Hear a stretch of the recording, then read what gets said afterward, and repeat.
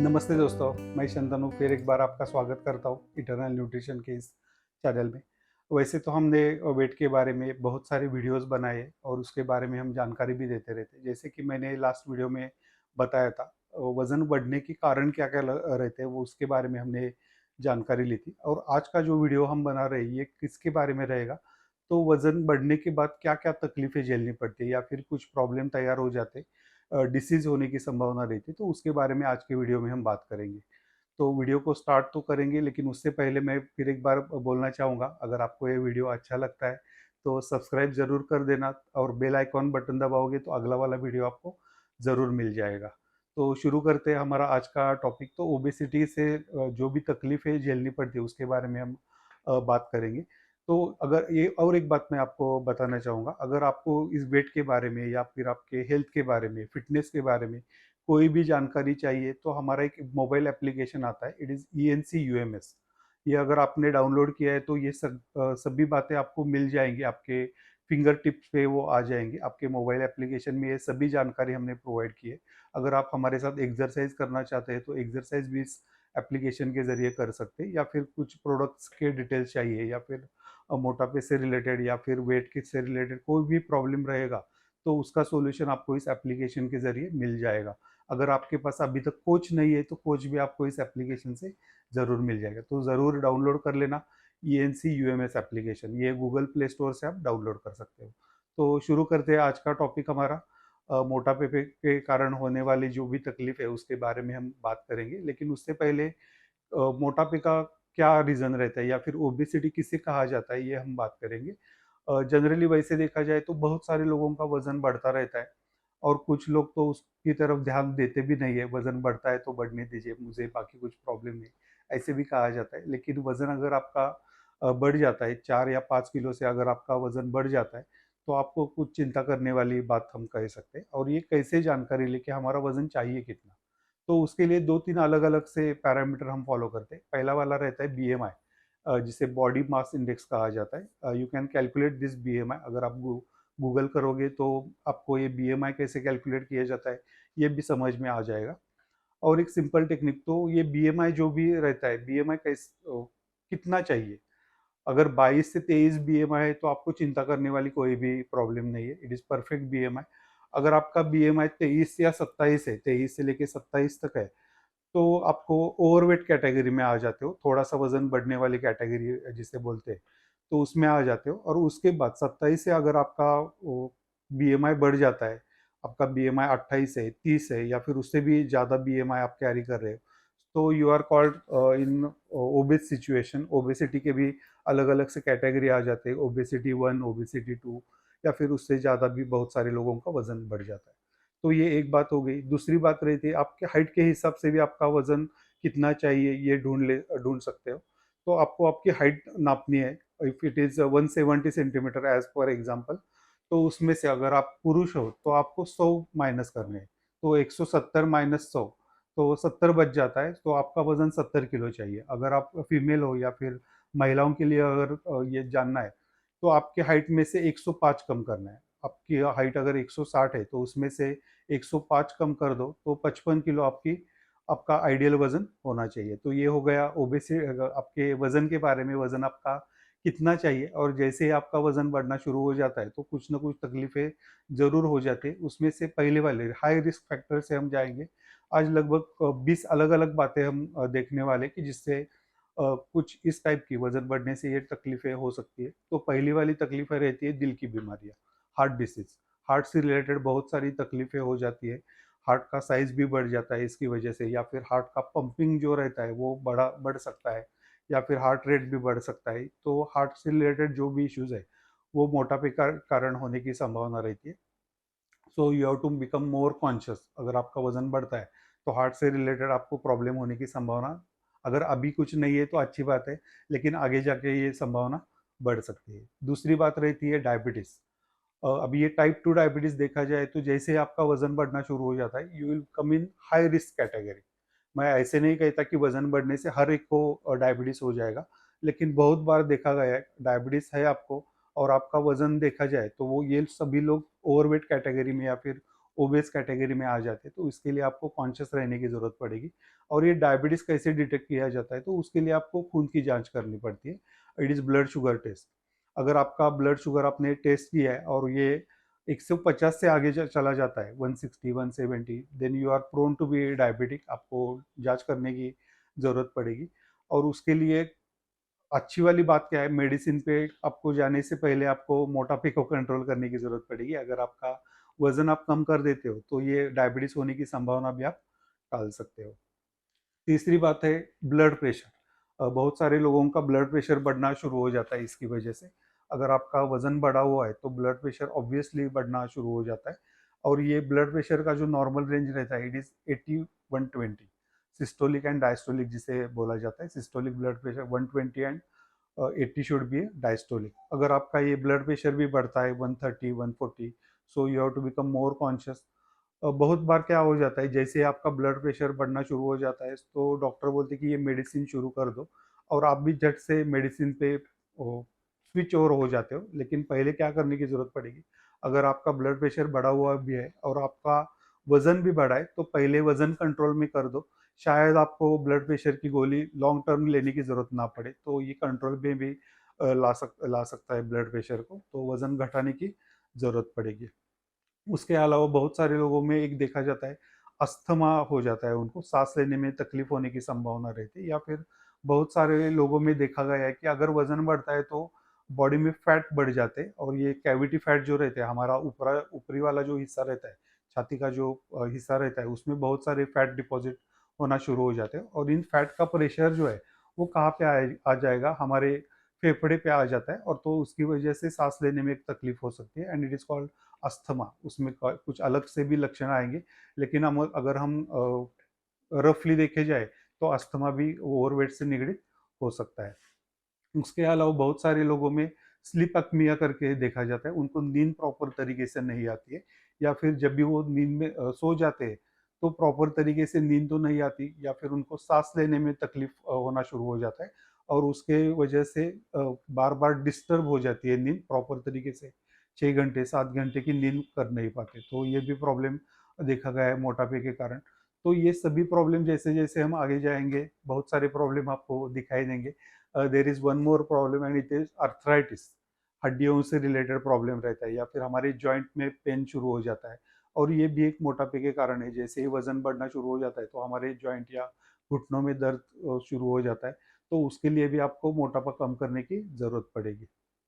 तो ये कॉमनली देखने वाले हम प्रॉब्लम देखते हैं। उसके अलावा और एक चीज़ हो जाती है, and it is fatty liver. हमारा जो लिवर रहता है, जो भी हमारे ऑर्गन्स रहते हैं, बड़े वाले ऑर्गन जो रहते हैं, उसमें भी प्रॉब्लम, फैटी लिवर, लिवर के आजू बाजू में भी फैट बढ़ना शुरू हो जाता है, या इसे इसी डिसीज को फैटी लिवर डिसीज भी कहा जाता है। तो उसकी वजह से हमारे बॉडी में जो भी एंजाइम्स रहते हैं, उनकी मात्रा कम ज़्यादा होना शुरू हो जाते हैं, एंड देर बहुत सारे प्रॉब्लम आगे जाके फेस हो सकते हैं उसकी वजह से। तो ये फैटी लिवर भी हो सकता है। उसके अलावा अगर देखा जाए, तो हार्मोनल चेंजेस बहुत सारे होना शुरू हो जाते हैं हमारे बॉडी में।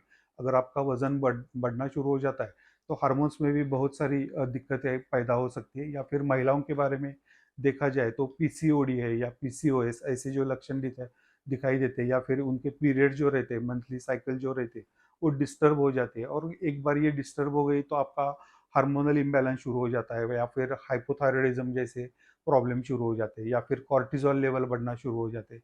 ये सब डिस्टर्बेंस पैदा किस चीज़ से होता है, अगर आपका वजन बढ़ना शुरू हो जाता है तो। और जैसे ही आपके पीरियड्स रहेंगे, या फिर हार्मोन चेंजेस हो जाते हैं, तो महिलाओं में और एक दिक्कत देखी जाती है, and it is cause problem in pregnancy. अगर प्रेगनेंसी कैरी है, तो उसमें भी दिक्कत आ जाती है, या फिर कंसीव होने में भी बहुत सारे प्रॉब्लम हो सकते हैं।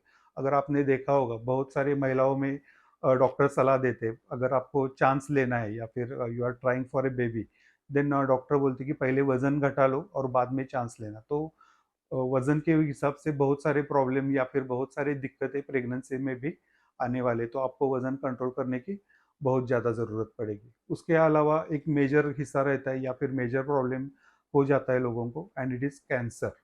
बहुत सारे लोगों में देखा गया है कि colonel cancer, it is also one part. उसके अलावा महिलाओं में ब्रेस्ट कैंसर, या फिर यूटेरस का कैंसर होने की संभावना बढ़ जाती है, और उसके लिए भी आपको वजन कम करने की ज़रूरत पड़ेगी या फिर वज़न कंट्रोल में रहेगा, तो इन दिक्कतों का सामना आपको नहीं करना पड़ेगा। तो ये सब मेजॉरिटी प्रॉब्लम हो गए, तो ये मेजर हिस्से हो गए और उस तो ये सब मेजर प्रॉब्लम के बारे में हमने बात की। अब कुछ माइनर प्रॉब्लम जिसे कह सकते हैं, उसके बारे में भी बात करेंगे और उसमें एक चीज़ ऐसे कहने में तो ये माइनर लगते हैं, लेकिन उसका महत्व भी कुछ ज़्यादा ही देखा जा सकता है। तो अगली प्रॉब्लम में देखेंगे तो डाइजेशन का प्रॉब्लम हो सकता है। बहुत सारे लोगों में डाइजेशन की तकलीफ रहती है या फिर पचन जो है रहता है, जब भी आप खाना खाते हो तो बहुत सारे लोगों को प्रॉपर तरीके से पचन नहीं होता है या फिर हज़म नहीं होता है। खट्टे डकार आना या फिर एसिडिटी बढ़ जाती है या फिर खाने के बाद उनको डिसेंट्री भी लग जाती है, ऐसे भी देखा जाता है। तो ये सब मोटापे की वजह से हो सकता है।